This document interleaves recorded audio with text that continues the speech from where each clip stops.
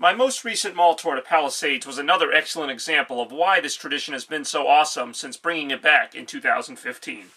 Hello everybody, Bobby Gaines here again to talk a little bit of Mall Tour 2017 as we are, well, a little bit more than halfway through now as we are entering August of 2017, but I could easily cram a lot more mall tours in there as we look forward to the end of summer and fall of the 2017 mall tour season. Now, last year's mall tour was obviously incredible. Going to Pennsylvania, New York, Massachusetts, Connecticut, and Rhode Island, just to name a few. Had some wonderful times there. 11 mall tours in all, and I thought for sure that was going to be the peak of, mall tour success. Not that 2017 was looking bad, but anytime you have a mall tour that good, you don't know what to expect. Well, 2017 has certainly taken those expectations and just gone way above and beyond them, as I have gone on 9 mall tours since March of this year, and that is obviously a record. I'm ahead of last year's pace, and hopefully easily going to go past last year's 11 mall tours to even more. But more than the number, I really want to talk about the quality of just all these malls I've gone to and just all the great times I've had. Just all the great people that have returned from last year and even some new ones, and even getting some interest from other people who haven't been on video yet, but just other people that I've talked to at work or just around who want to be on future mall tours, and that really means a lot to me. Because in 2011 or 2010, the last time I did a mall tour, this tradition didn't have a whole lot to it. I went to 3 or 4 different malls, and those malls are kind of my, go-to malls. I mean, I've really kind of opened myself up to new things and new opportunities the last few years, but before that, I really only went to a few different malls. And I really enjoyed visiting one of those again in Westfield, Meriden, which was the first mall tour that I ever had in 2009. I went back some 8 years later with Frankie and Angela, and it was another great time. And that's kind of what I've really grown to appreciate about the mall tour, is that every single time it's a great time. Even if the mall is great, even if the mall isn't so great, it's just a blast to go to these places with so many of my friends from the past few years who have made themselves such a great part of my life. And again, I'd love to keep doing it, and I'd love to keep doing it with them and different people and different places. And, I've learned a lot of things so far in the 2017 mall tour, and I want to talk about a few of those now. I've learned that I have some wonderful friends. I already mentioned that, but just I can't emphasize enough how much I appreciate their commitment and their just enjoyment of malls, along with myself. Caitlin going on 3 mall tours with me on one day in March to kick things off. It was probably like 10-hour day, if not longer, just because of all the travel time, going to White Plains, New York, and then back to Connecticut, and just seeing some malls that I'd really been curious about seeing. They all were really great. The Galleria, the Westchester, and Connecticut Post Mall. Angela, just kind of coming along on the ride for a few more mall tours, going to Brass Mills with me, and most recently Palisades. And the Brass Mills was kind of one of those malls where the mall was, nice. It definitely wasn't the best mall I've ever been to, but there were still some really fun moments, and those were made possible by Angela and Gabby, who both came along on that particular mall tour, just checking out the stores, but also checking out some of the quirky little side attractions like Clifford the Big Red Dog and some of the crazy little kiddie rides they had there. And I have some friends who are thankfully willing to put themselves out there, because sometimes I'm not quite as willing, not because I'm shy necessarily, but just because I'm out in public and, maybe maybe I don't have it on a particular day, but I could always count on, Angela or Caitlin or Gabby or somebody just picking me up and, making a memorable day out of it and just a memorable trip altogether.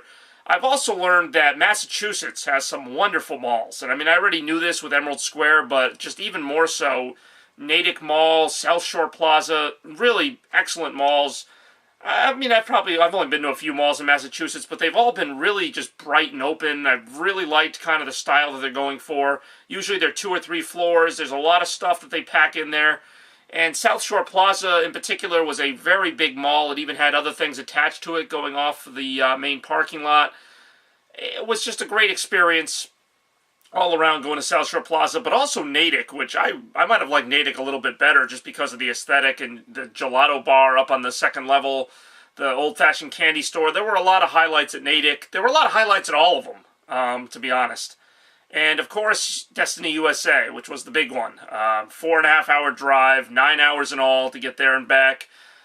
Spent another 5 hours in the mall, maybe a little more than that, but it was that big of a mall where we still didn't see everything because it was just ridiculous. That is the 6th largest mall in America. I won't spend too much time talking about it because I already talked about Destiny USA in a separate rant, but that was just another example of a few things, only one of which being my friend's determination to come on trips with me. So, yeah, there's a lot of stuff there. Another thing that I learned, or am learning, is that there are a lot more malls out there than I thought, at least in this area. I live in Connecticut, kind of central between Massachusetts and New York, and, pretty close to Rhode Island as well.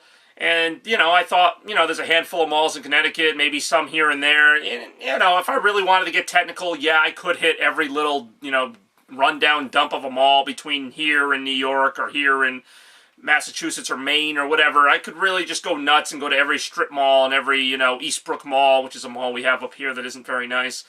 But I wanted to really reserve that for, the nicest malls. I've been really far out this year already, not including Syracuse, which was my furthest, but I want to say Meriden Mall, the Westfield Meriden Mall was the closest mall tour for me, and that was still like a 50-minute drive. So I've been way out on all of these mall tours, and I'm not going to stop anytime soon. I appreciate some of your suggestions. I've seen the comments on certain mall tour videos about, have you checked this mall out? And then I look it up and it looks pretty good.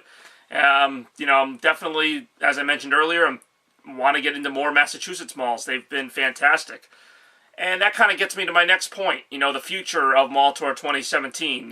Where am I going to go next? Now, this may surprise you because I've been to 9 mall tours already.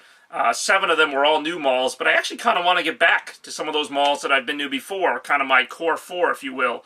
Emerald Square, Buckland Hills, Providence Place, West Farms. Just malls that I've been to a few times, sometimes many times. Buckland Hills has almost become like my second mall behind the Crystal Mall, so that one's even kind of just going out of style. But I love Buckland Hills. I still love Buckland Hills. And there will be another mall tour there. There will be mall tours to Emerald Square, of course, Providence Place, and West Farms planned. I also kind of want to go back to Danbury Fair. I won't be heartbroken if we don't go back, but Danbury Fair was a really nice mall that I feel like didn't really get enough airtime in 2016. Kind of just like threw it in at the last second. It was the last mall tour of the year that year.